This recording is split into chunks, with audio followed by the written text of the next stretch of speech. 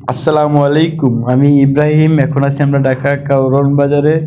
তো আজকে আপনাদেরকে সামুদ্রিক কিছু মাছ দেখাবো, যেগুলো বড় বড় সাগরে হয়। তো ধৈর্য সহকারে ভিডিওটা দেখবেন। যারা চিনেন না মাছ, তারা দেখলে উপকৃত হবেন। এটা হলো সার্ডিন মাছ, কেউ বললে চাপিলা। এই মাছটা খুবই স্বাদ, বেজে খেতে। এটাও আপনারা নিতে পারেন।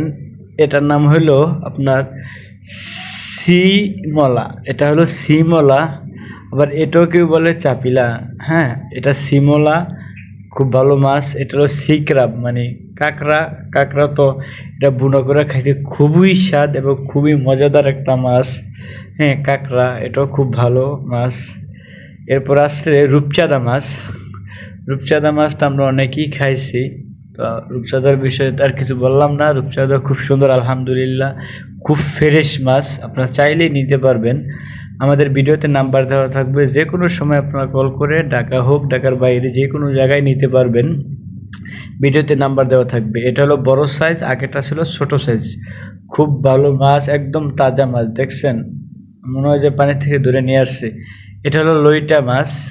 লইটা, আমরা তো লইটা শুটকি খাইছি, কাঁচাটা খাইনি। এটা গরু গোস্ত ফেল, যখন আপনি বুনা করে খাবেন খুবই টেস্ট পাবেন। এটা হলো আপনার কোরাল মাছ, লাল কোরাল। এটা হলো লাল কোরাল। এটা হলো লাল কোরাল। এটা আরেকটা আছে, সেটা হলো কালো কোরাল।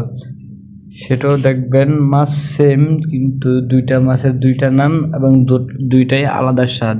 এই যে কালো কোরাল, হ্যাঁ, এটা হলো কালো কোরাল। এই মাছটা খুব ভালো এবং সুস্বাদু। আসলে সামুদ্রিক মাছ নিয়ে নতুন কিছু বলার নাই। যারা খাইছেন তারা তো জানেন, আর যারা এখনও খান নাই তারা নিতে পারেন। তো আজকের ভিডিওটা এতটুকুই। ভালো থাকবেন, সুস্থ থাকবেন। আমাদের পরবর্তী ভিডিওর জন্য অপেক্ষা করবেন। পেজে হয়ে থাকলে ফলো দিবেন, ইউটিউবে হলে সাবস্ক্রাইব করবেন।